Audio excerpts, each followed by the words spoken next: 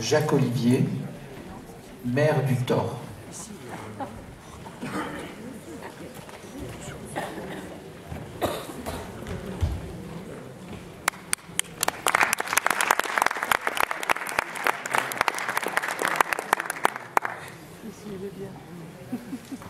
Monsieur le Président,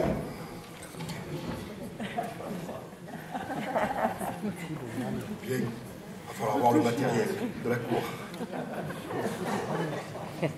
Monsieur le procureur, mesdames, messieurs les avocats, mesdames et messieurs les jurés,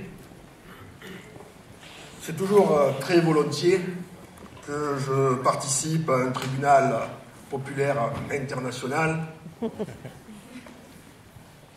qui juge Monsanto. Alors on peut d'ailleurs se demander pourquoi ne juger que Monsanto. Mais aujourd'hui, ce tribunal concerne Monsanto. Je viens ici, Monsieur le Président, en tant qu'acteur, mais en tant qu'acteur du territoire, pour témoigner de ce qui s'est passé ici sur le Thor, où en mai 2008, j'ai fait voter par mon conseil municipal une délibération déclarant la commune du Thor commune hors OGM. Alors j'ai fait cela pour plusieurs raisons. La première des raisons, c'est tout simplement pour appliquer le principe de précaution qui est inscrit dans la Constitution. Et ce principe de précaution, je voulais le faire appliquer en matière de santé, pour la protection des habitants de la commune, mais aussi des agriculteurs eux-mêmes. Et puis parce que je souhaitais conserver une agriculture de qualité en protégeant tous les signes de qualité, que ce soit les AOC, les IGP et l'agriculture biologique, c'est-à-dire le label AB. Tous ces signes de qualité sont présents sur le territoire de la commune. Ça a été dit ici, Monsieur le Président, je le rappelle, si les OGM arrivent, aucune autre agriculture n'est possible, et donc ni l'agriculture biologique, mais même celle conventionnelle, disparaîtrait au profit d'une agriculture OGM. Et puis, notre volonté, c'était aussi de défendre les agriculteurs eux-mêmes, afin qu'ils ne deviennent pas les esclaves des multinationales comme Monsanto, et qu'ils soient donc obligés de racheter les semences et les herbicides qui vont avec ces semences. Alors, cette délibération, elle a été attaquée par le préfet, mais le tribunal administratif a donné raison à la commune du Thor, qui donc a depuis depuis le jugement de décembre 2008, une délibération qui la déclare hors OGM. Mais ce n'est pas si simple que ça, il faut aussi un arrêté, puisqu'en tant que maire, j'ai des droits de police, je suis officier de police, et donc j'ai signé un arrêté municipal interdisant les OGM sur la commune. Alors j'ai pris un arrêté en 2008, en 2009, en 2010, en 2011, et bientôt nous prendrons un arrêté pour 2012. Immédiatement en 2008 et les autres années, la préfecture l'a rejeté en argumentant que seul le ministre de l'Agriculture a le pouvoir de dissémination des OGM. Ce qui prouve bien au cas où on en douterait que les OGM, ça se dissémine.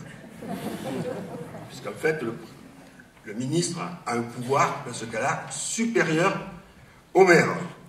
Mais moi, je vous le demande, mesdames et messieurs les jurés, que c'est le ministre de notre territoire? Que c'est le ministre du Mistral? En ce moment, on en sait quelque chose. Que c'est le ministre sur la propagation des pollens et sur le problème des abeilles? Je vous le demande, moi je pense qu'il ne sait pas grand-chose. En tout cas, nous ne sommes pas les seuls à avoir adopté cette attitude.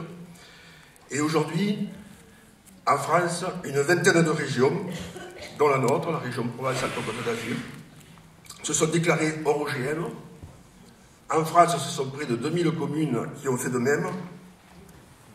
Nous avons d'ailleurs créé une association nationale des collectivités hors OGM, dont l'Assemblée générale s'est tenue samedi dernier, ici au Thor, pour aider les collectivités dans leur démarche et puis les soutenir, y compris financièrement, si c'est nécessaire.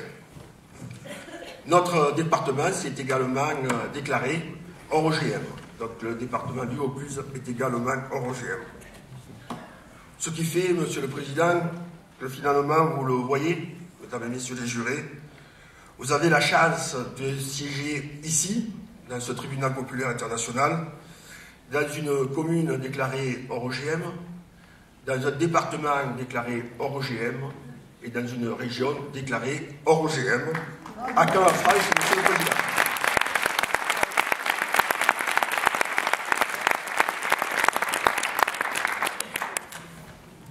Monsieur le maire, bonjour. Monsieur l'avocat.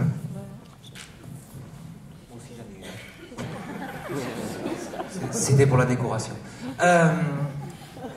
Oui, mais aujourd'hui, je me pose la question. Je suis venu avec le costume et les attributs de la fonction, en tant qu'acteur du territoire. Très bien. Pour montrer la solidarité sur la politique, quand même, parce que... En tant qu'élu et responsable, vous devez quand même être conscient que le pays traverse une crise et que de prendre un arrêté qui va à l'encontre du progrès peut aussi accentuer une crise qu'il y a aussi notamment dans le milieu agricole. Est-ce que vous ne pensez pas que cet acte-là va être un obstacle au développement économique et au développement agricole de notre région, département et de votre commune? Et qu'est-ce qui vous pousse à aller jusque-là? Ah, c'est une très bonne question, monsieur l'avocat. D'abord, si nous avons pris cette délibération, c'est parce qu'à l'époque, en mai 2008, nous étions dans un débat national où il était question de transcription de la directive européenne OGM dans le droit français. Ça a fait pas mal de débat à cette époque, ça tombait bien, puisque nous, on venait d'être élus, et que nous voulions interdire les OGM. Et cette directive européenne, et notamment sa retranscription, disait et laissait la liberté de produire ou pas OGM. Et nous avons dit, ici, au Thor, nous produirons sans OGM. Donc on voit que, déjà, dans la loi, est inscrit la possibilité de résistance. Mais il faut l'appliquer, et il faut aller beaucoup plus loin pour la faire appliquer par tout le monde. Maintenant, justement, je pense par ailleurs que les OGM, d'abord, c'est la mainmise sur les semences par les multinationales, c'est une atteinte forte à la biodiversité, mais tout ça, ça a été dit encore mieux tout à l'heure. Et pas prouvé. Mais c'est évident, mais en plus, j'estime que ça fragilise justement les agriculteurs, je le disais tout à l'heure, qui deviennent esclaves des multinationales, puisque au lieu d'utiliser donc les semences qu'ils ont toujours inscrites, on leur interdit et on leur oblige à utiliser les semences qui sont dans le fameux catalogue, c'est un catalogue où sont inscrites toutes les semences autorisées. Dans ces semences autorisées, un certain nombre de semences et semences anciennes n'y sont pas. Il faut savoir qu'aussi, dans ce catalogue, pour être aidé par l'Europe, il faut utiliser les semences qui sont dans ce catalogue.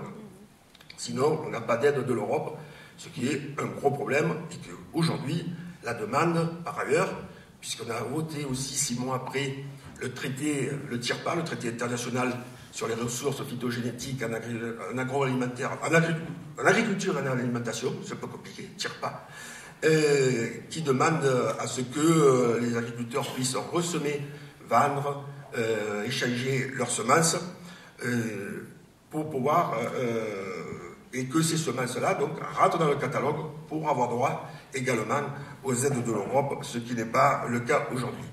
Et on voit bien que donc, au contraire, les semences OGM qui sont dans le catalogue sont une fragilisation des agriculteurs qui, eux, utilisent leurs propres semences. Donc, au contraire, c'est soutenir une agriculture de qualité, c'est soutenir les apiculteurs, puisque je rappelle que En plus, le dernier procès qui vient d'être donc jugé au niveau de l'Europe dit que tout miel qui contiendra des OGM sera OGM et pose des gros problèmes à l'apiculture puisque c'est en gros la mort de toute l'apiculture, encore plus de l'apiculture biologique, sur l'agriculture biologique et le miel biologique, parce que dans ce cas-là, plus aucun miel ne pourra être issu de l'agriculture biologique.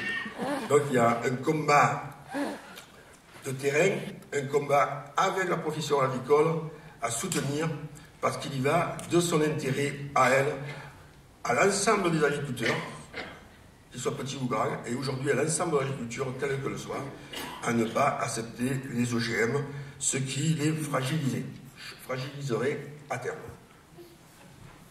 Ben écoutez, j'ai rien à dire. Je constate que monsieur est un obstacle au développement d'une agriculture intensive. Je vous remercie, monsieur.